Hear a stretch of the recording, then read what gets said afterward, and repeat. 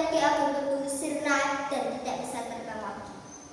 Ada pula cerita tentang sapi milik Sunan Kudus. Pada suatu hari, Sunan Kudus membeli sapi yang dinamai Kebo Kumara.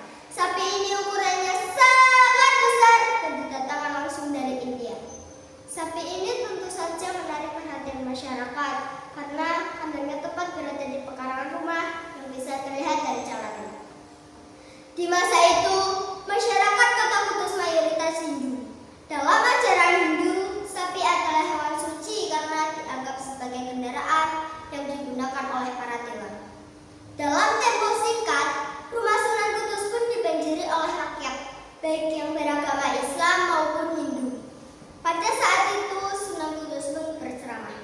Sedulur-sedulur yang saya hormati, saya melarang saudara-saudara menyakiti, apalagi menyembelih sapi.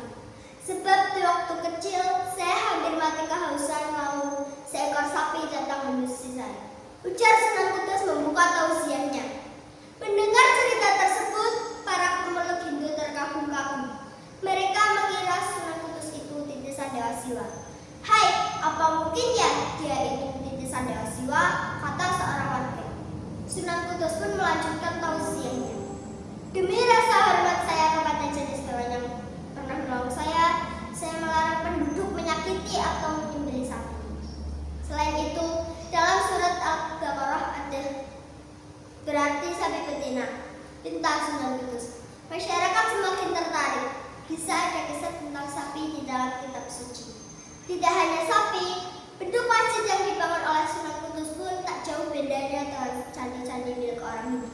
Menara Kudus yang antik membuat orang Hindu tidak segan untuk masuk ke dalam guna mendengarkan Sunan Kudus berceramah. Sikap inilah yang membuat orang-orang segan dan sangat menghormati Sunan Kudus. Lambat laun akhirnya mereka menerima ajaran beliau, yakni ajaran Islam.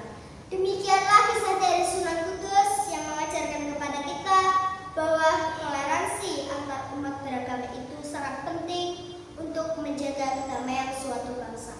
Terima kasih. Wassalamualaikum.